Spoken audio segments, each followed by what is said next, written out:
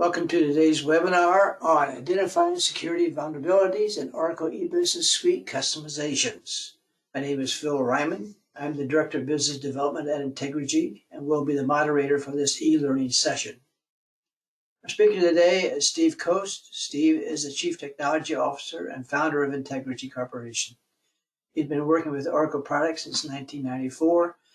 For the past 17 years, Steve has focused on security and auditing aspects of the Oracle EBS Suite and the Oracle database, and has written and presented on these topics at various national and regional conferences. And now I'll turn it over to Steve.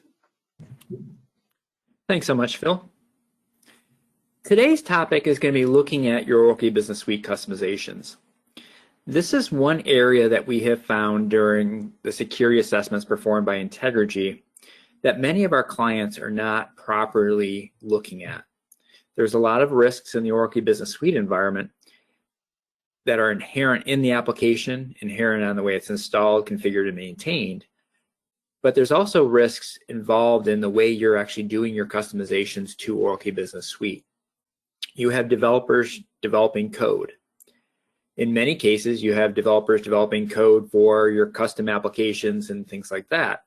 And you're oftentimes doing the work to actually analyze those, perform penetration tests and things like that.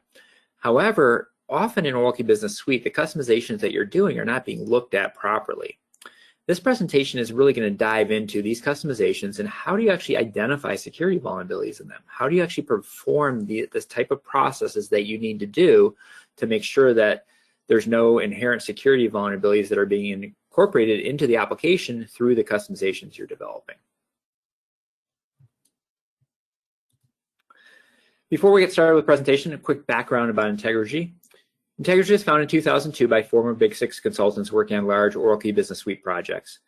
Back then, no one was changing the apps password. We've come a long ways since then. We work every single day to help our clients secure their Oracle EBS Suite environments. We do that two different ways. One is we have a series of products, the first being AppSentry. We'll touch base on AppSentry a little bit during this presentation because it does have some capabilities around what we're going to be talking about. But AppSentry is an auditing tool for Oracle EBS Suite. So it is analyzing and validating the configuration and the installation and the way you operate Oracle EBS Suite. It's providing you that information. If you've gone through the secure configuration guide for Oracle EBS Suite, which Integrity wrote for Oracle, think of AppSentry as doing about 10 times the number of checks in that document.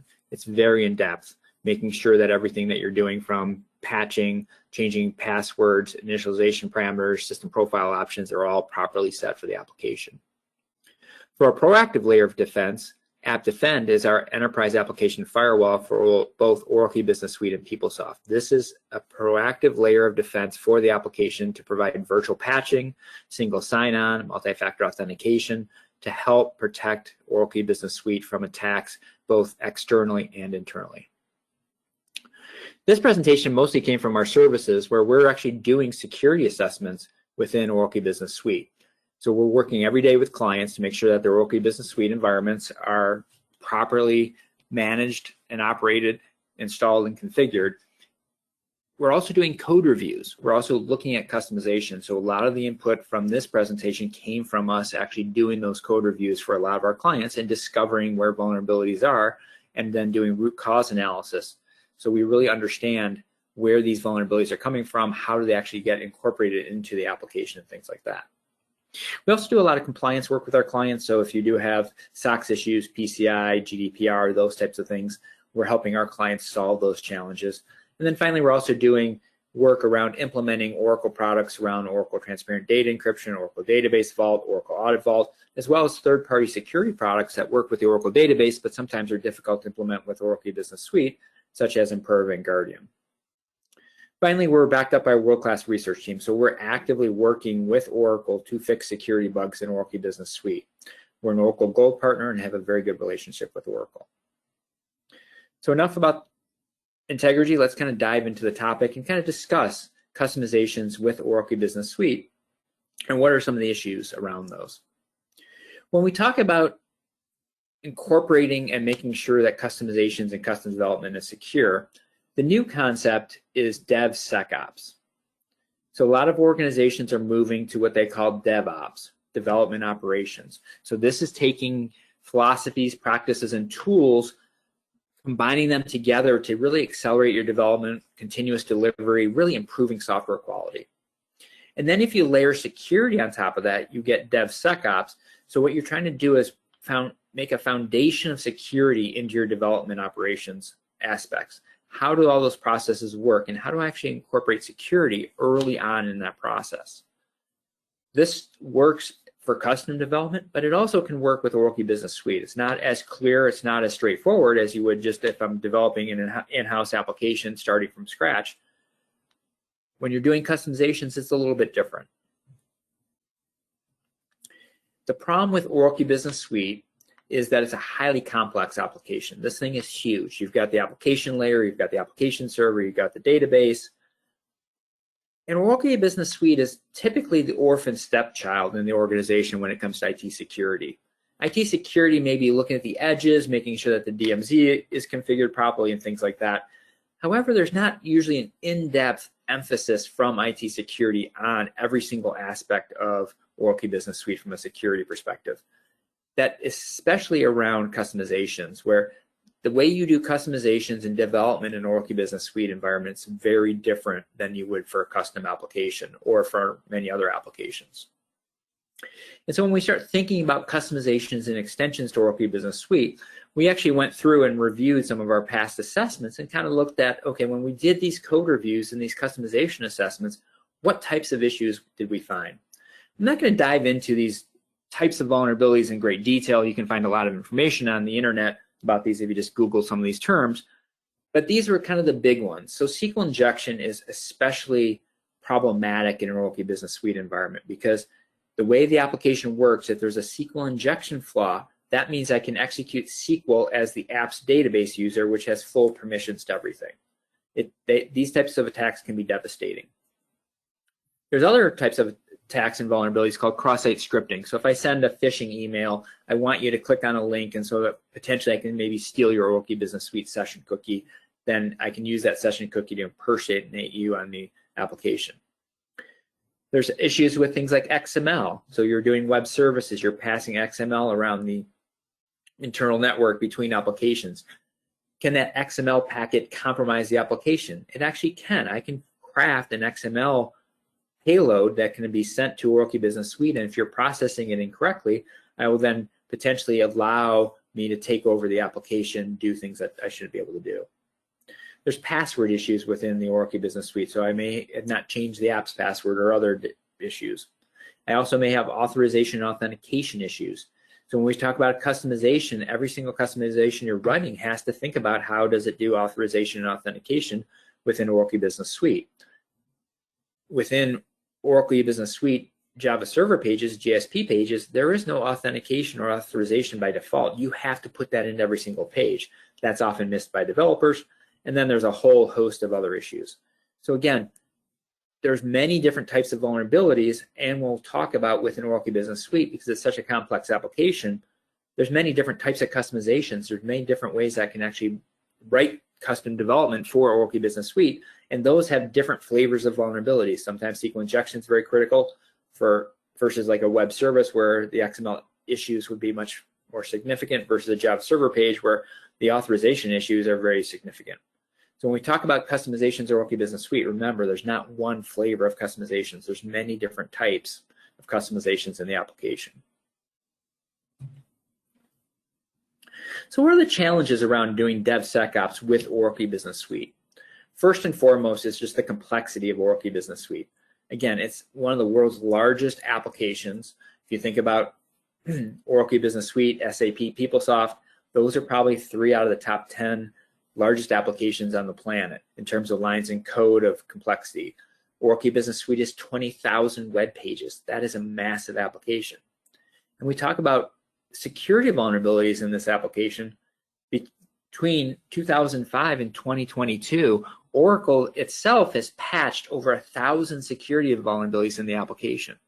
So again, if Oracle has to patch 1,000 security vulnerabilities, are you doing it perfectly? We've had some clients that say, well, our customizations are perfect. We've got the perfect design. Again, Oracle has very robust security standards within Oracle development itself, and they've introduced 1,000 security vulnerabilities in Oracle Business Suite.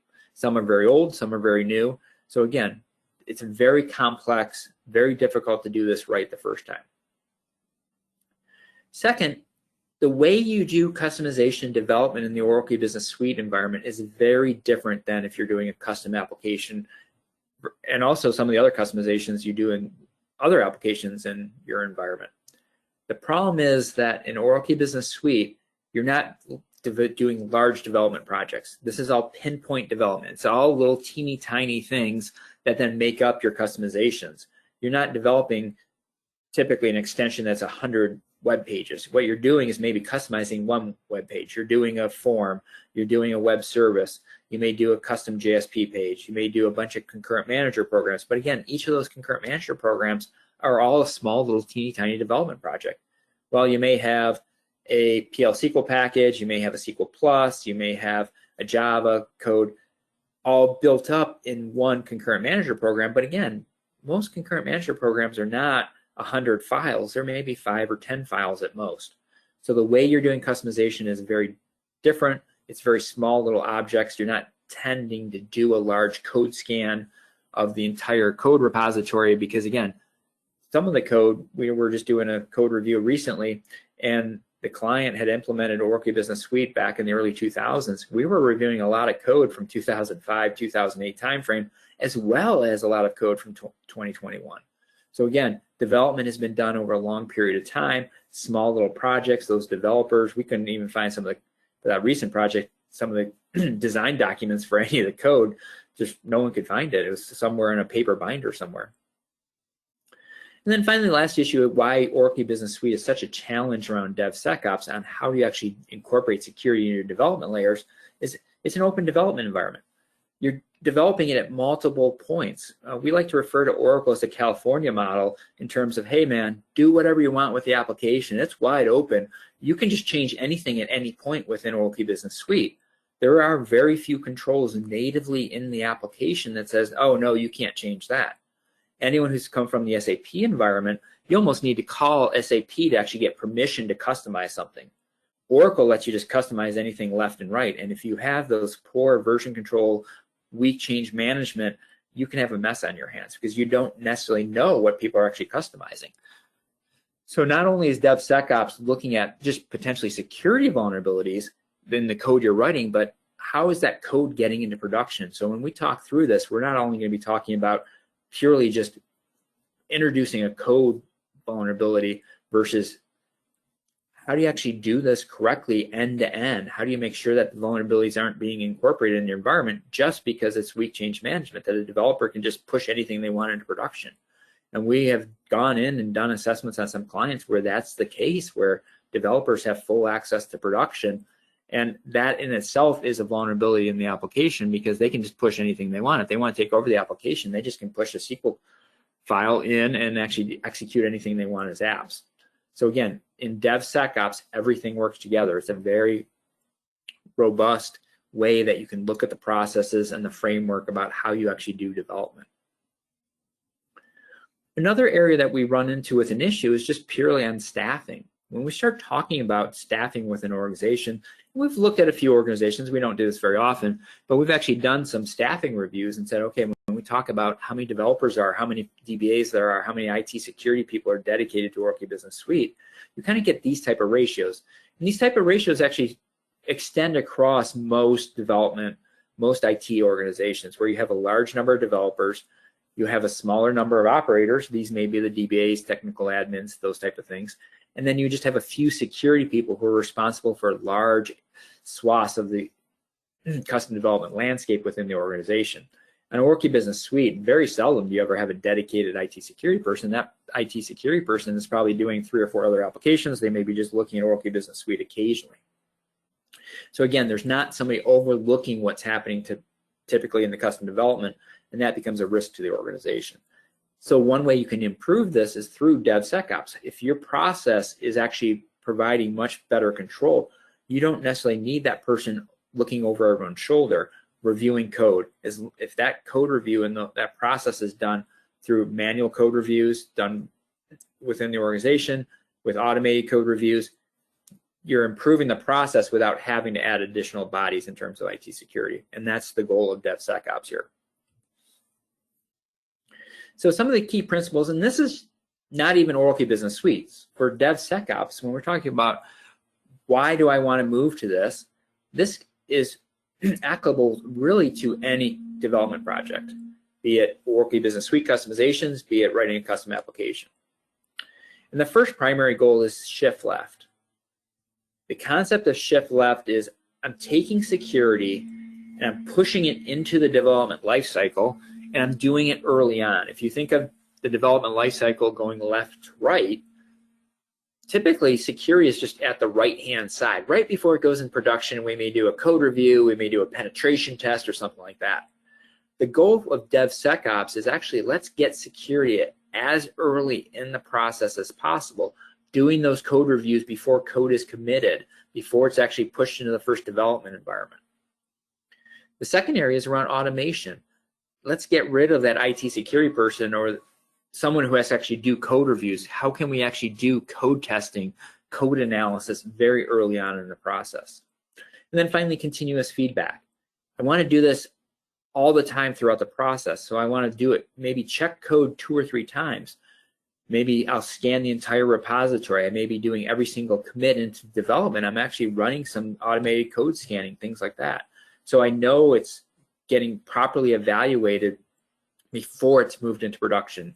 I never want to find a security vulnerability in production. I want to find it as early on in the process as possible, because one is it's very easy to fix at that time, where there's always those benchmarks about how difficult it is to fix a bug early in development versus in production, and it's like 10 or 100 times the amount of effort and time to fix something once it's actually gotten into production. So again, we're going to try to take these principles and now apply it to Oracle Business Suite customizations. Sometimes it works well, sometimes it's a little bit more of a challenge, but the goal here is to how do you improve the overall development cycle? How do you actually incorporate security throughout the Oracle Business Suite customization cycle to actually improve security at the end of the day? And the benefits is, again, I'm trying to improve security here. I'm really trying to take my Oracle Business Suite customizations and make sure that there's not vulnerabilities. But I don't want to slow down development, because again, development takes a long time. I'm putting a lot of effort into it. I don't want to take security and actually make it a bottleneck. I don't want to have every single code review be done by IT security, which takes time because I don't have the staffing there. But at the end of the day, I also just overall, I want to reduce the time and effort to both find vulnerabilities as well as fix those.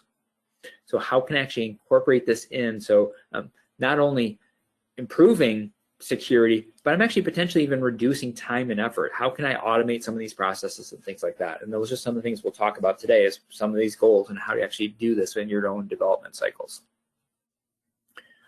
So if we now take DevSecOps, and again, this is the classic diagram. It's 8 stages in DevSecOps. There's a number of variations out there, but this seems to be the most popular one.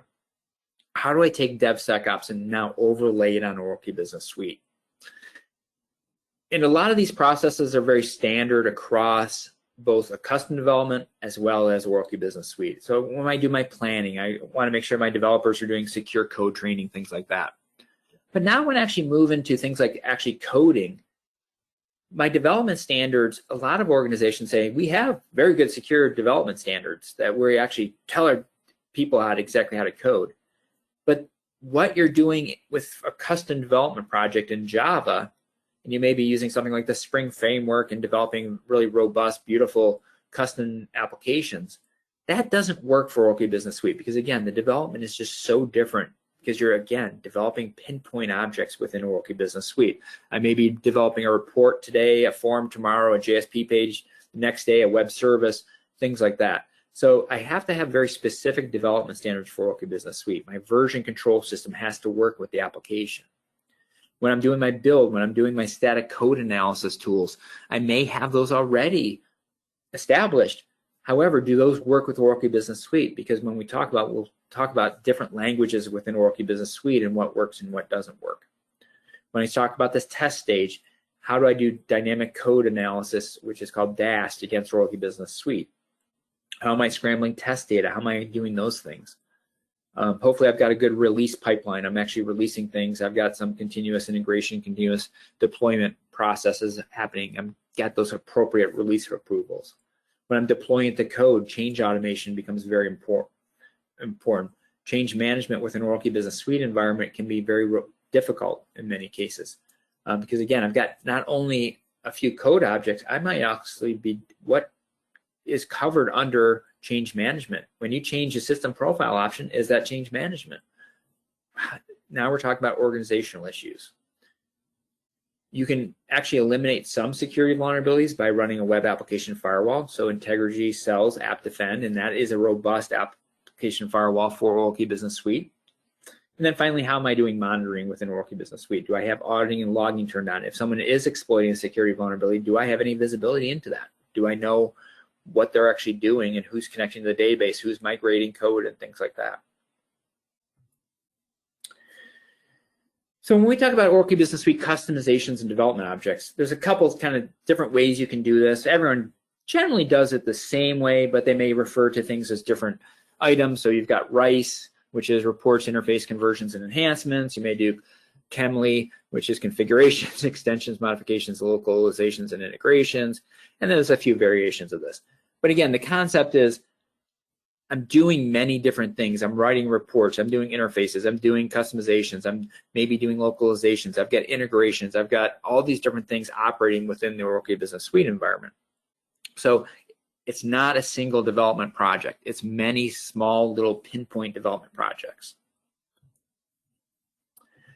And to really illustrate the point about how customizations and development is done in Oracle Business Suite, this is just a sampling of the customization documentation.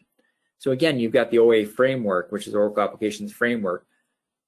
That development is very different than when you're doing concurrent manager programs, which is very different when you're doing the service-oriented architecture gateway versus customizing workflow versus doing configurator versus doing the mobile applications.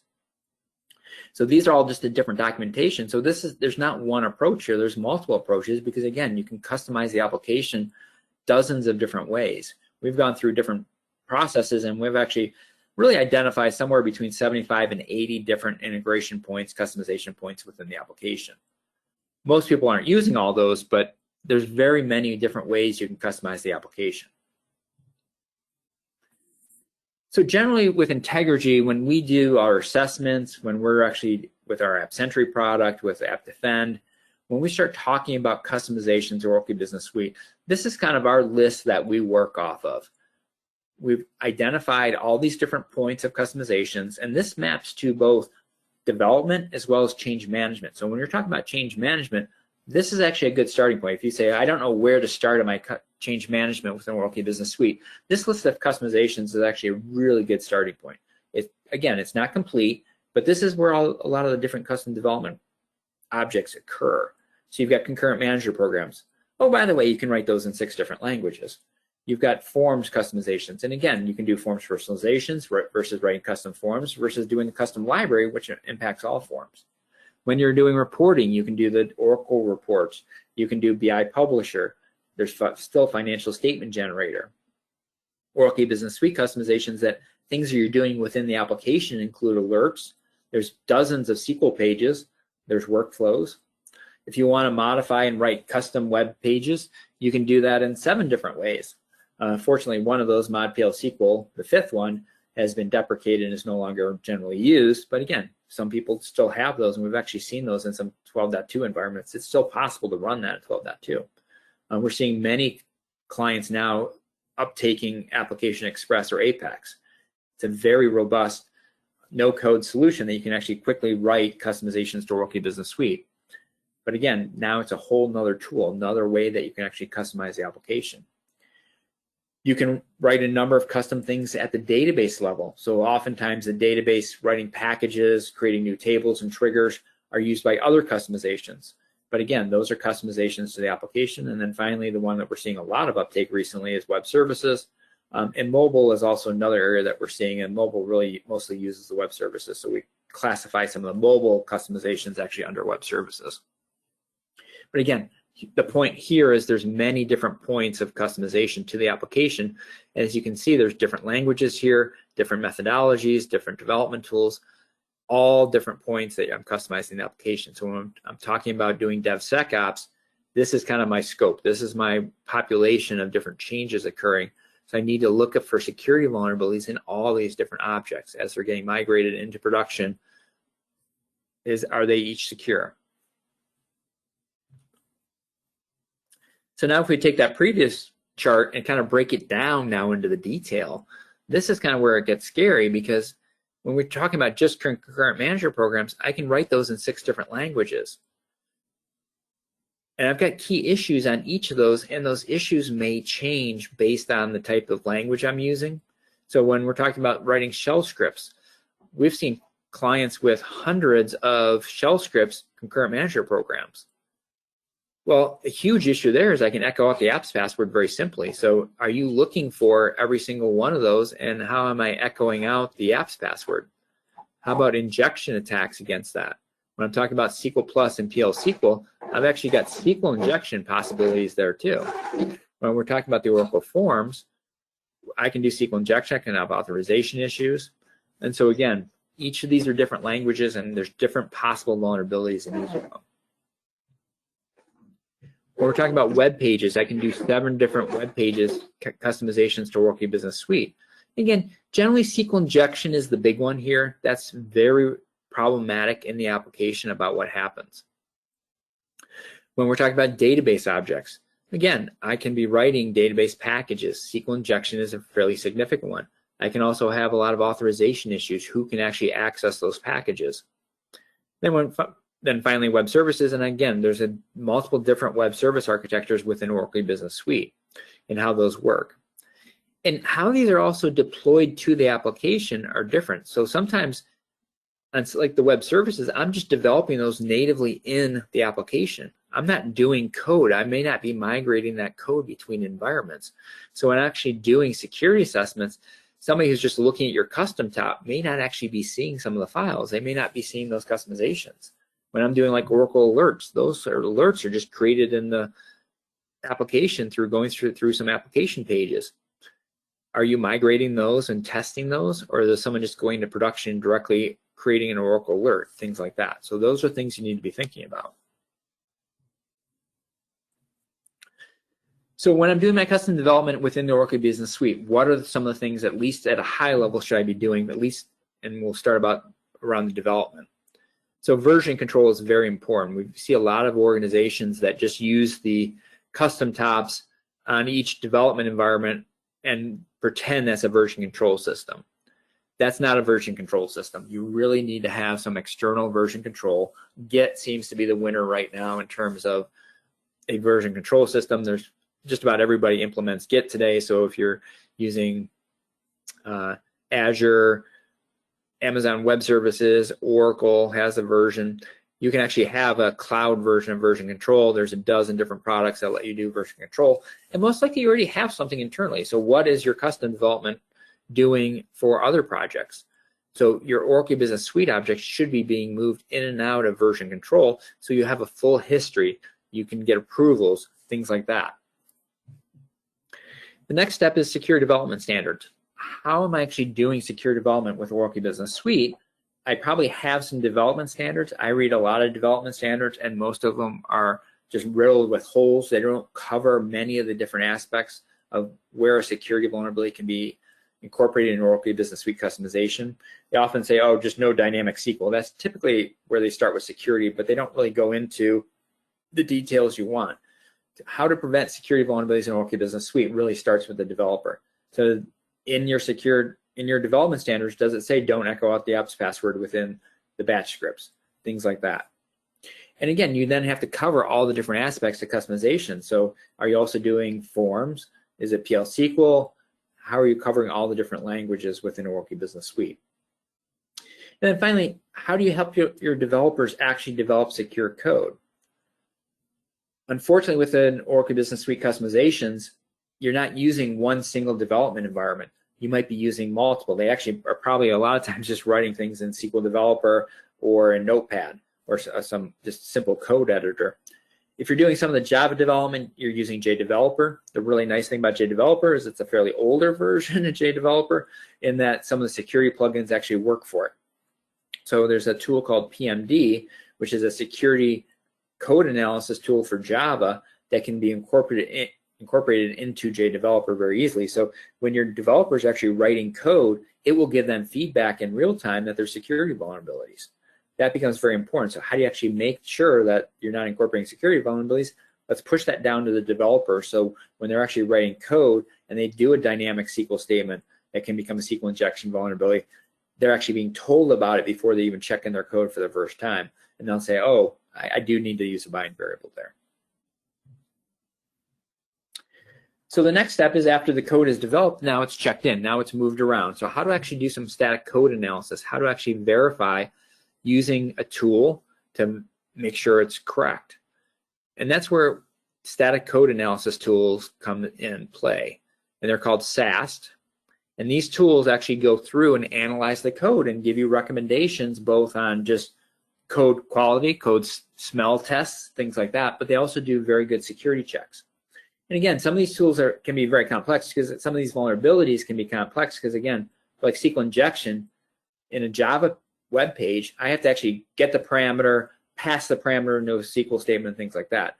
And these tools will follow the code through and say, okay, somebody input a value here, it came from the user, then it's actually passed to a SQL statement. Is that done correctly? Is it done using a bind variable, or are they concatenating it together? Our tool called AppSentry Code uses some of these open source libraries as well as our own libraries to actually do the scanning across all the Oracle Business Suite languages, including forms and reports and Apex. So typically you'd have to buy multiple tools to do that. Another area when you're doing code development that becomes problematic is what's called secrets. So are you hard coding passwords, credentials, encryption keys? As things move to the cloud, there's a lot of cloud keys, API keys, certificates that are being passed around. So when you're actually pulling information from, let's say, some cloud application and pushing it into Oracle Business Suite, how do you protect the keys around there? Are they being hard-coded in the application? So again, a number of people may have access to the application code. Can they get those encryption keys, those cloud keys, and actually then use those and actually go in and just start grabbing data on their own, things like that. So not only are you looking for security vulnerabilities, you're looking for things like secrets embedded in the code that are hard-coded. And how do you find those? Oftentimes that's in wrap PL SQL code. That becomes problematic because again, somebody may wrap it, put it in the initial environment, and no one can see what's in that code. Our AppSentry Code product actually unwraps the code before it does the analysis to make sure that there's not things like secrets in the code. So how you actually do this becomes problematic because again, there's a lot of different types of code, but some of the code may actually be wrapped and encrypted. The next step is deployment. So now you're deploying the code into production. And again, I hopefully am now discovering any security vulnerabilities in that before it goes, but do I have the correct processes to make sure that someone's just not behind the scenes moving in malicious code into my production environment? Do developers have write access to production? In many cases, they do. We often find that, oh, they had to do something. They had to have some privilege to do that. Now something's broken in production, so now I've actually moved something very quickly into production. I need to just move it because it's a break glass situation. It's an emergency situation. So I'll just use my access that I was granted for something else and just actually move some new code in without anyone knowing to fix the problem. That happens quite often. We see that often in many organizations. So again, is that process properly handled? Do they have proper authorizations and change tickets, things like that? The best way you can manage the change management is automate it as much as possible. So there's very good tools out there like Quintana, which is now the HP PPM product. There's Flexagon, those type of products that automate this process, that it is all external to Oracle Business Suite to move objects from development to test to production, that is now done through those tools in an automated fashion. Or I should be throwing this over the wall to the DBAs to actually be moving code around. And then finally, have you hardened the environment to make sure that somebody can't get in and actually make these changes behind the scenes. That becomes very important. That's where a tool like AppSentry comes in, because again, we're validating the entire configuration of both the application servers, as well as the database in real time, multiple times. Many of our clients run at least weekly to validate that nothing has changed, that a default password hasn't been introduced in the environment, and things like that. And then finally, the last piece on when you're operating and maintaining the environment, do you have a web application firewall? Something that's actually potentially, even though I may have a security vulnerability incorporated into Oracle Business Suite through a customization, do I have a tool that's actually inspecting everything coming in and would block a SQL injection attack against the application, even though I have one? And that's where a web application firewall like AppDefend provides that protection. It provides protection and virtual patching against critical patch vulnerabilities that are patched by Oracle, but it also provides protection against vulnerabilities in your customizations. Are you applying security patches on a regular basis? Because again, some of the things that you're doing in the application and some of the things that you're doing in your customizations have problems, and Oracle is actually fixing some of the things behind the scenes when you're doing your customizations. And then finally, are you scanning? Are you doing penetration testing to make sure that there's not vulnerabilities in the environment once it gets there? That's kind of the last step. You don't want to find a vulnerability in production, but are you actually going through that step to make sure that there are no vulnerabilities in your customizations by doing that manual penetration testing?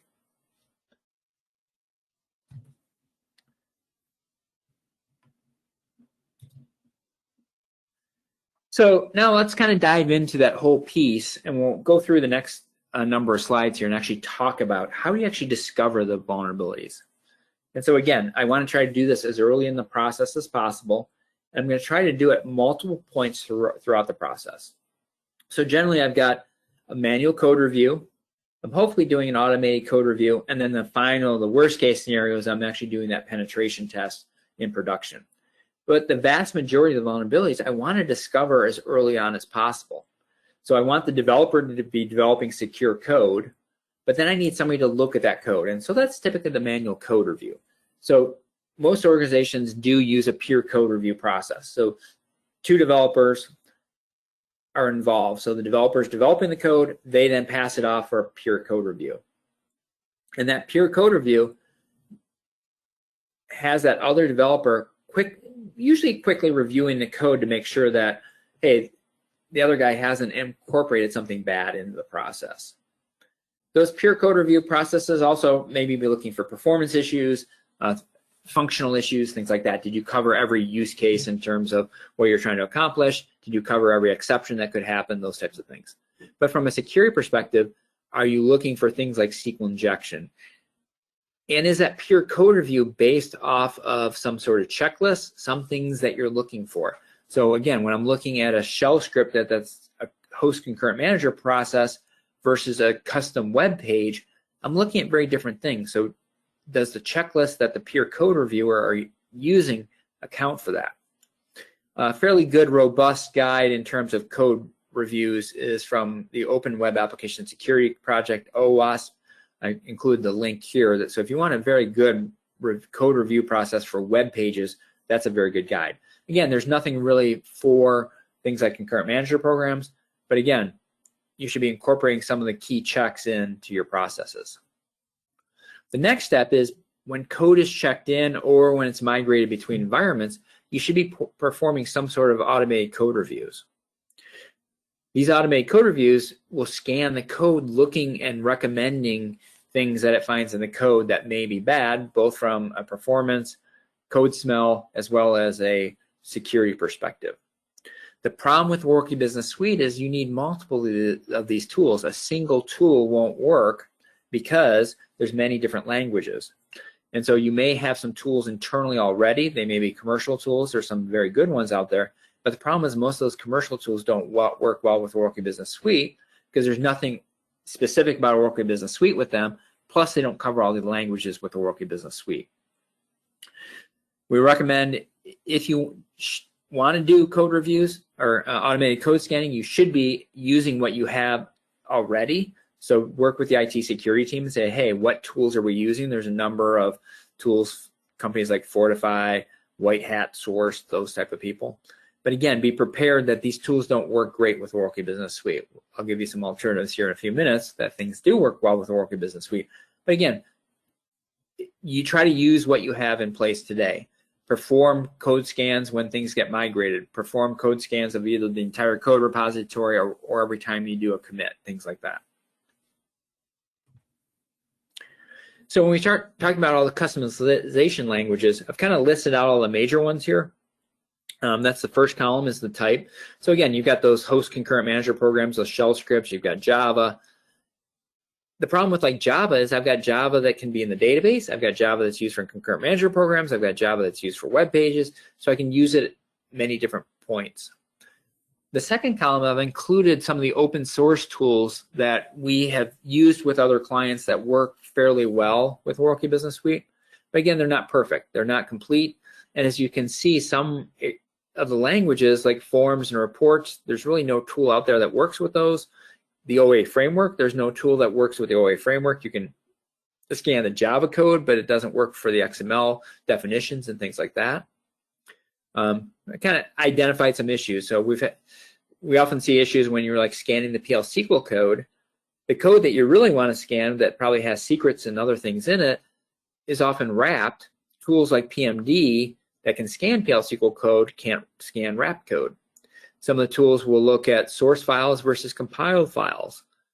And if you move and migrate just the compiled versions, they may not work. So you always have to be double checking that. We had one organization that we did a review of their DevSecOps processes and discovered that they weren't actually checking much, because when they were passing around objects, they were actually compiling it in development and then moving it as a compiled file into the other environments. And then they were running their code scanning against the compiled versions.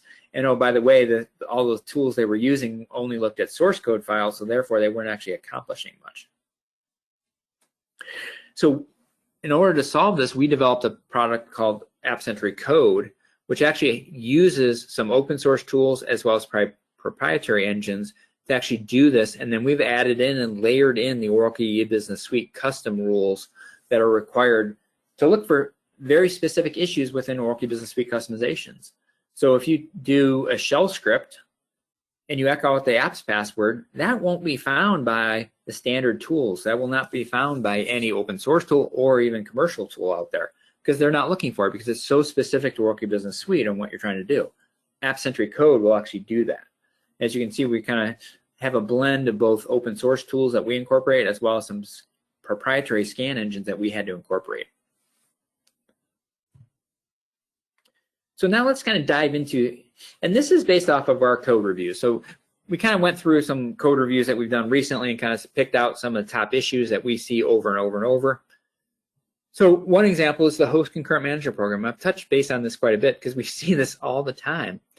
We actually see this if a developer wants to get the apps password, all they do is echo out the apps password for production in a log file, and then they can grab it. We see this often happening. So when you write concurrent manager programs, you can use shell scripts. That shell script has to get the apps account name, which is apps, and the password for that account in order to do some work.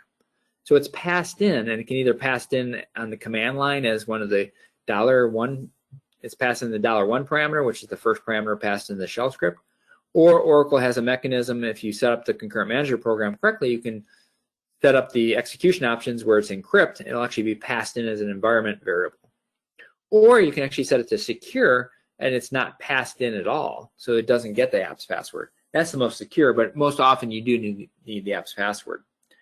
On the bottom block here, we'll show you some of these are just example lines. So if you look through some of the shell scripts, and we've done this, we had one client that had over 1,000 shell scripts in their environment.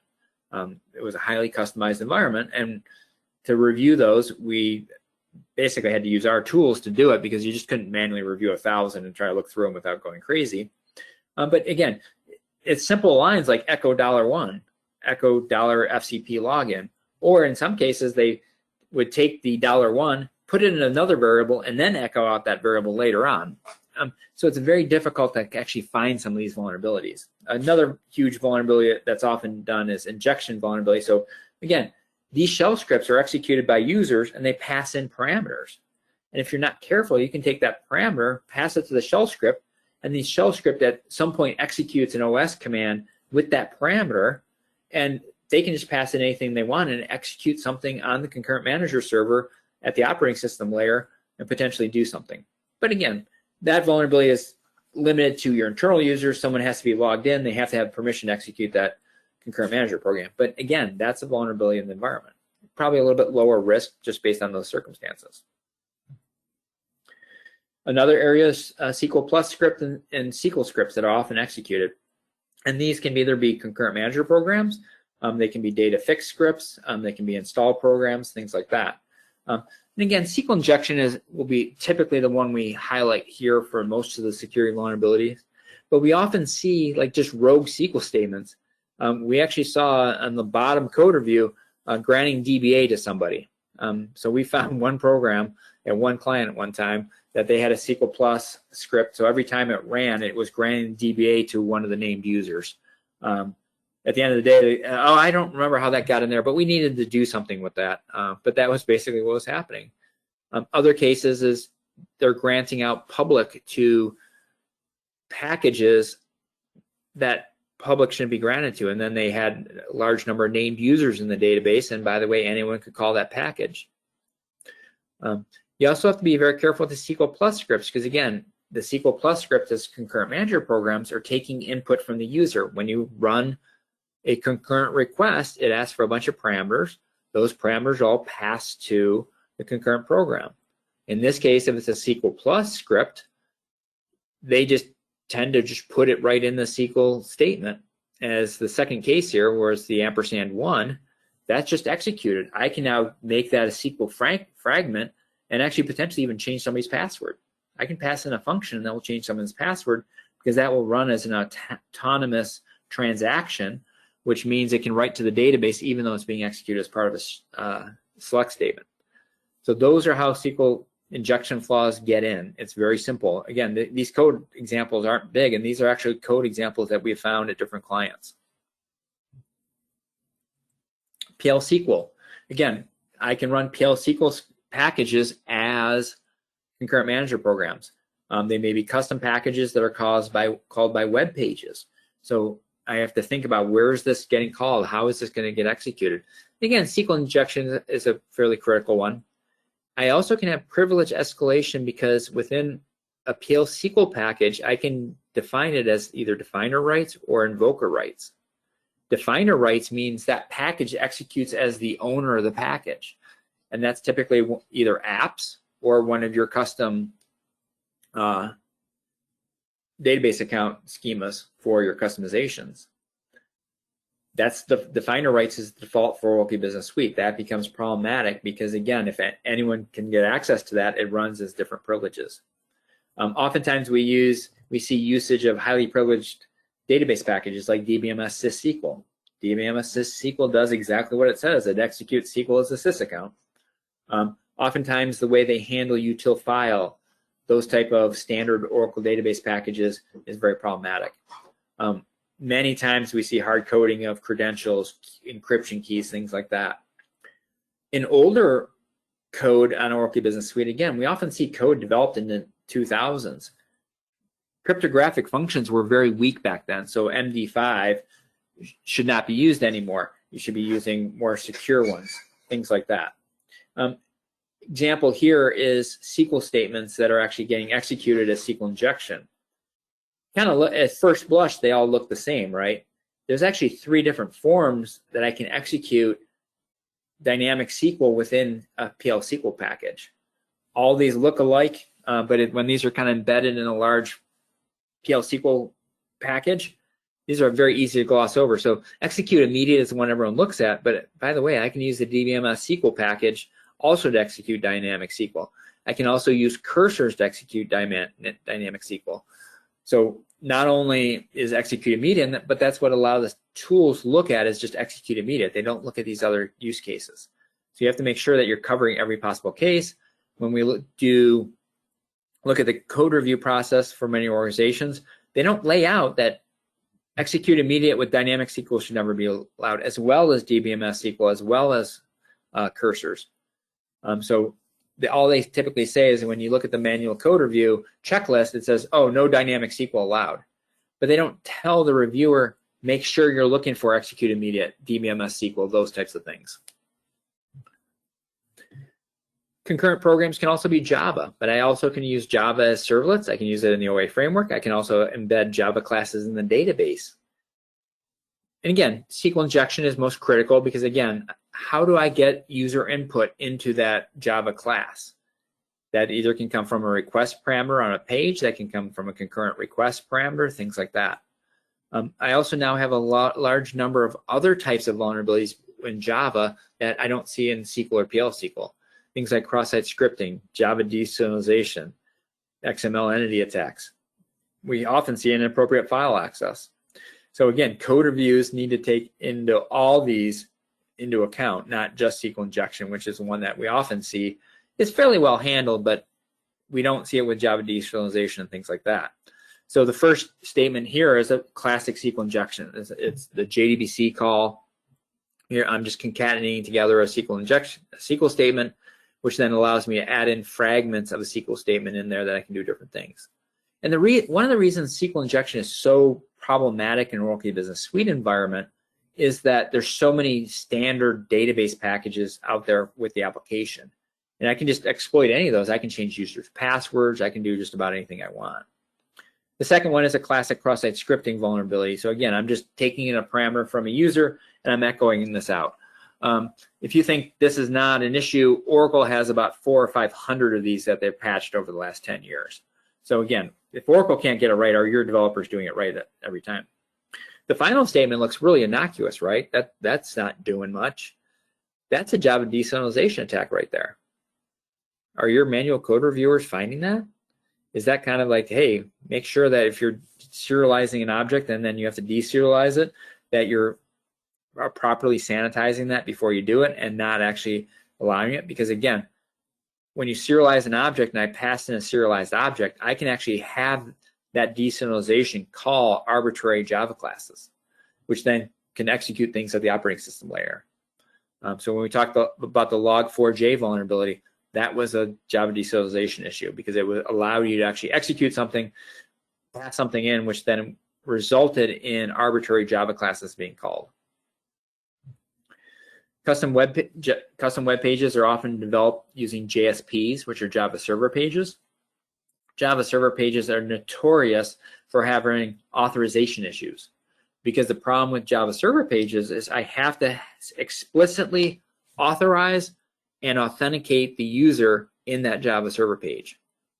In the OA framework, that's taken care of by the OA framework. But when I write a Java server page, I actually have to do all the authorization myself as a developer. It becomes especially problematic because I may have subpages, I may be including pages in that code. So we often see list of values because the developer says a list of values, oh, no one will ever call that directly, right? Why would they ever call it directly? They have to get to the page, which I have the authorization on, and then I pop up a list of values. Why would I have to authenticate or authorize on the list of values? Well, by the way, you can call that Java server page directly on that list of values and then pop up all your vendors. We often see that on customizations to like iSupplier that I can just pop up all the vendors in an organization. And so then when we're talking about how do you find these, what's the best way to do it? I've referenced our product, AppCentry Code, throughout the presentation. So one way to actually do and automate a lot of this process is actually using commercial open source tools to do it. Trying to build that yourself is fairly complex because again, you need to have 3 or 4 different security scanning tools minimum to cover every single language within Oracle Business Suite. Very few commercial tools cover everything. And then even if you try to find all those tools, some things like Oracle Forms aren't covered. In order to solve this for our clients, we actually wrote our own tools to do this. So we identified that there were so many issues within the DevSecOps process with Oracle Business Suite, and this also works for PeopleSoft and Oracle Database, that we tried to put this together for a few clients and just said it just doesn't work. It's very difficult. We can get pretty far, but we're just not covering what we need to. We may be able to get 50 or 60% down the road, but we're not covering things that are Oracle Business Suite specific. We're not covering every language. And so we decided to actually write our own by blending together both the best open source tools out there, as well as writing our own proprietary tools to actually do some code scanning. And then on top of that, layering very specific Oracle eBusiness Suite rules on top of that. And then integrate it with most of the tools like Katana, Flexagon, Git, the tools and processes that you typically use for Oracle Business Suite and PeopleSoft development. And then layer on top of that, like on secret scanning, we know you're running an Oracle database, Oracle Business Suite, PeopleSoft. You may be outsourcing this to OCI at Oracle. You may be using AWS or Azure. So then we've layered on very specific like secret scanning related to the Oracle database. What packages typically are called with secrets? What are the encryption routines and things like that that you typically use in an Oracle database PL SQL package? What are the cloud keys, especially at OCI? Most of the secret scanning tools out there don't work with OCI. They don't understand the OCI specific APIs and things like that. And then again, we're covering all the different languages in Oracle Business Suite environment. So it's a very robust, not only handling and working with Oracle Business Suite, it's covering all the languages within Oracle Business Suite, where in order to do this on your own, you'd actually have to come up with minimum 3 tools, we believe, but most likely you're going to do 4 or 5. So again, if you're looking for an option to do this in an automated fashion and work seamlessly with your Oracle Business Suite environment, AppSentry Code is an option here. So when we send out the presentation, there is a bunch of change management information within it. I'll include those slides in it. I just included those here, but I will turn it back over to Phil to see if there's any questions. Thank you, Steve. Yes, we have a couple of questions. First one, the auditors want me to provide them a list of all the changes in Oracle eBusiness Suite. How do I do that? That's always the classic one. We get that quite often at different clients when we're starting to talk about change management and DevSecOps, is how do you know what's changed in the environment? And when we start now going back, when you think about changes in the environment, you have to now get back to the potential list of customizations. And when you're looking at this list of customizations, these are things happening at the operating system layer. These are things happening within the database. And oftentimes when we talk about the list of all changes, somebody will come up with, oh, let's just give them the list of DBA objects, the last DDL time. Unfortunately, if something's just recompiled and not actually changed, the last DDL will change. So that becomes problematic. So you do need a tool to be able to do that. You need to have auditing turned on at the database layer, as well as identifying changes being migrated into the environment. So using the automated tools help that. We've written, in addition to AppSentry, AppSentry has another module called AppSentry Insights, which will actually do the queries necessary and bring back the information around change management for all these types of changes. It's not looking at the operating system layer, but it's looking at everything happening in the database, pulling the database audit trails and things like that that are necessary to look at changes, things that are being registered, if you're registering a custom form that's changing, those types of things. So there's no single source of truth for all the changes happening in the environment. By looking at DB objects gives you a partial, but you do need to turn on database auditing in order to get that information. You need to have tools that are monitoring the migrations and what you're migrating into production, and that's the best way to do it. So there's no great answer to that, but you can put enough together to solve the audit, at least satisfy the auditors, I should say. Next question. We use Flexagon for object migration. How should we incorporate code scanning into our process? Yeah, so tools like Flexagon, also HP PPM, the former Katana tool, those have hooks that you can call different services. So with like Flexagon, you can actually call out and actually set up and install on the different servers these code scanning tools that will then call out and actually scan the code and then wait for a response and get a report back. And if that is then approved, if there's no vulnerabilities found, will then actually allow the code to move to the next step. So you can incorporate these processes into those tools, which becomes very powerful because now you're talking about a true continuous integration, continuous deployment type scenario where you're seeing the code scanning happening. So when things are moved from development to test, you're moving that through a tool like Flexagon. You can actually have it call out, do a code scan, get a report back, and depending on which tool you're using, if there's any high risk findings or medium risk findings, you will actually stop the process, throw up an alert that then someone has to review and actually determine that, hey, it found up some high risk findings. Are those false positives or not? And should we actually move this code or not? So those are the types of tools that this process helps automate DevSecOps, and that's what you want to be doing. Next question. Should we do code reviews and customize standard EBS pages? That's always a good question. So kind of where that question is coming from. So a lot of clients have something like iStore. So when you have iStore, if you want to have iStore have your look and feel, you copy and customize maybe 20 or 30 standard iStore pages.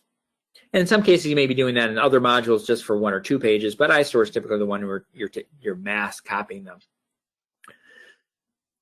We always believe you should at least do a diff and look at the difference between the standard page and what you're doing. But we actually have done some code reviews on those custom pages and actually ended up finding some Oracle vulnerabilities that were from the standard Oracle page that just happened to be found because we're looking at the custom page in iStore. But at a minimum, you should be doing diff to look at the changes incorporated by your developers. And oftentimes it's just around the styling and things like that. But sometimes they are putting in changes to the way the fields work and maybe actually executing additional SQL for validation and things. And then when we're talking about it, executing additional SQL, that is then a potential point for SQL injection. So you should be at least doing a diff, if not looking at the whole code review anytime those pages change. All right, thank you, Steve. I think that finishes our question for the day, and thank you to everybody that joined us today. We appreciate you spending the hour with us for this e-learning session. And again, be sure to tune in to us this next month on Friday, on May 17th, I believe. We don't have the topic yet, but we will be working on that and get that to you as soon as we can.